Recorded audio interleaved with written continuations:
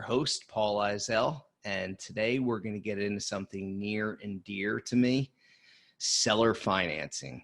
This is a topic that a lot of seasoned investors will be interested in, and it's also a very interesting topic for new investors. So let's jump right into it here. I'm going to do a little screen share. Seller financing. Now we're going to talk about deed of trust states. Deed of trust states are different than mortgage states.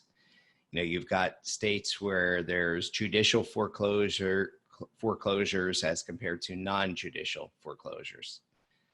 So let's look at the deed of trust states. There's quite a few: Alaska, Arizona, California, Colorado, District of Columbia, Idaho, Maryland, Mississippi, Montana, Missouri, Nebraska, Nevada, North Carolina, Oregon, Tennessee, Texas, Utah, Virginia, West Virginia, and Washington State.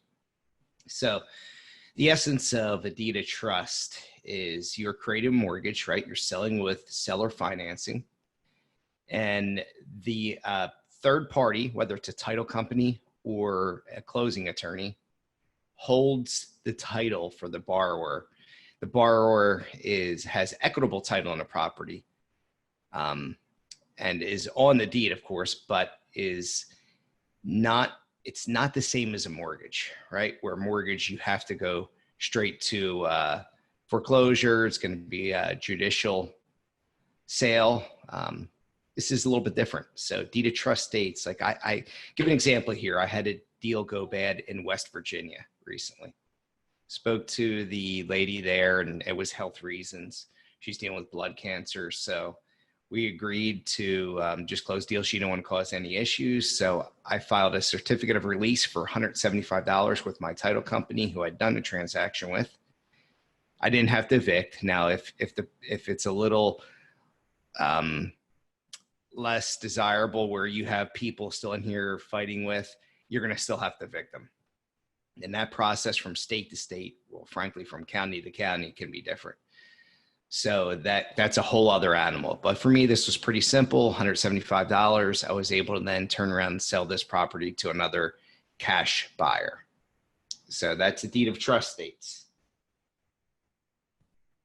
Now we're going to go to my favorite, installment land contracts, or installment contracts, as many of you have heard from them before. So a lot of states do this, right? Not all, but a lot of them do this. You see them listed here.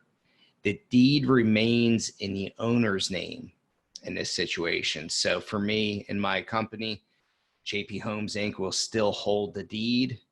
I am still the owner officially, and I still hold insurance because it's in my name. If you want to have your buyers, they can get insurance as well, because they do become an equitable owner and have equitable title in there. But I still keep the insurance in my name and liability. Okay. So now if they go bad, and let's say they gave you $5,000 down, you're just evicting them and you still own the property. So it's kind of like renting or lease with an option. Since it stays in your name, that could be a little way around the Dodd-Frank Act too. It's kind of a gray area whether Dodd-Frank will regulate installment contract or not, especially when it has been recorded. So if they go bad, you keep that earnest money deposit, that down money, that's non-refundable. It says right here, it's essentially a non-refundable earnest money deposit. So a lot of states do this. I do this a lot in Pennsylvania. You can do it in Arkansas, Arizona, Florida, Georgia. Arizona, interesting enough, is also a deed of trust state too. And quite a few of these are probably both. Georgia, Florida, Illinois. Now beware of Cook County, Illinois, Chicago area, right? There's all kinds of different issues. There's a lot of lenders that do not like lending there, and I can't blame them. It's probably extraordinarily difficult to foreclose. So whether you're a note buyer or note creator, just be very careful about it in Illinois. And even if it's an installment contract in Cook County, Illinois, depending on the judge you get, it could be very difficult to get them out. Just a heads up. So consult your attorney on that. Indiana, Iowa, Kansas, Kentucky, Louisiana, Michigan, Missouri, Minnesota, Mississippi, Nebraska, Ohio, Oklahoma, Pennsylvania, South Carolina, Tennessee, Virginia, Wisconsin, all deal with installment land contracts, and each of them deal with them differently as well. So in Ohio, for instance, which I've done installment contracts on there, you must record the installment contract. Okay. So you're recording it. So it's a little different. It does fall into that Dodd-Frank Act, I would assume, because it is recorded. It's a different area. It's a more gray area. And the buyer has equitable title, obviously. All right, now let's go into some of the tax advantages of seller financing. So some of the tax benefits of the installment sale is that you're not receiving all of those gains in that year. So you may lower your tax burden depending on your situation. Again, consult with an accountant or an attorney or both on this. But in general, you're going to pay ordinary income tax on the interest you get each year on that mortgage. So let's say it's a 8, 9, or 10% mortgage on that.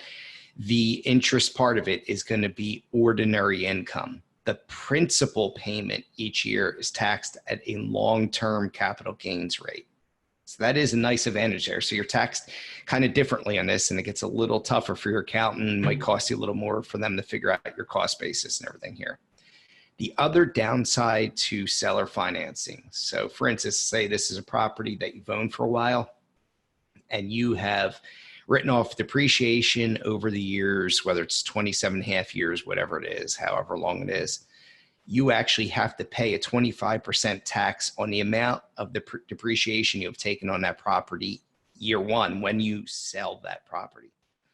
So you're going to have to pay a 25%. So let's say you're selling a property for 100 grand and you get 10 grand down, but you've taken depreciation worth, I don't know, 20,000.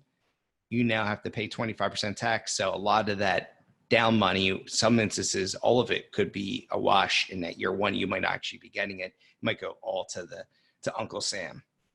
So that's something to think about too. And that's why selling with seller financing may not always be for everybody. And every deal is going to be different, obviously, guys. So I just want to give you a heads up on that. That's pretty important here. Now I want to get into something that's separate from seller financing, but is rarely talked about.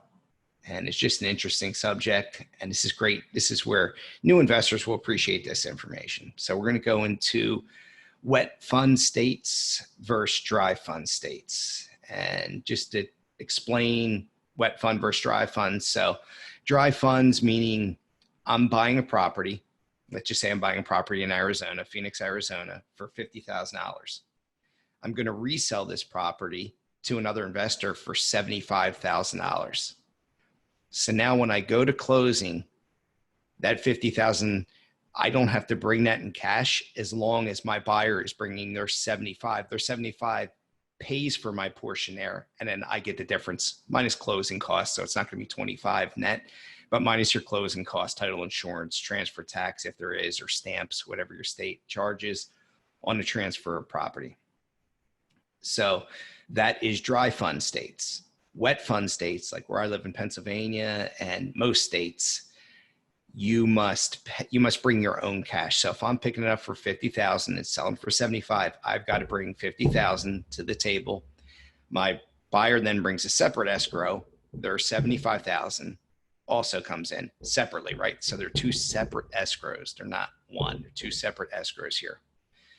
And your buyer brings theirs in, and you then run into, if you don't have liquid cash, then you've got to borrow it, right? And if you're a wholesaler that uses transactional funding, well, that can get pretty costly. $2,500 per deal minimum usually, and there's sometimes other charges on those as well. Sometimes you can use private lenders, find family members to lend you the money, offer them $500,000, whatever you're going to do, but it's still money out. So if you're a new investor and you're looking to get into virtual wholesaling for the cheapest way possible, you just don't have a whole lot of cash on hand. The states that allow for dry funds are Arizona, Nevada, Alaska, California, Hawaii, Idaho, New Mexico, Oregon, and Louisiana. Now, another important factor here too, these are dry fund states, but not all title companies participate. Some of them want two separate escrows. So like First American is a very difficult one. They're used to traditional style real estate closings. Something that's listed with Remax, you buy it, you sell it. They're used to those. There are other title companies that are far better, that will allow you to do the separate, not have separate escrows, but allow you to use their buyer's funds. So make sure that you look and try to find one that will work with you on this. Very important. It's something that can really save you a lot of money. And if you're short on funds, this is the best way to do it. Anyway, I hope you guys got something out of this here. Appreciate it. This is a short episode, but I want to give you some real good information that you're not going to get on a lot of different podcasts.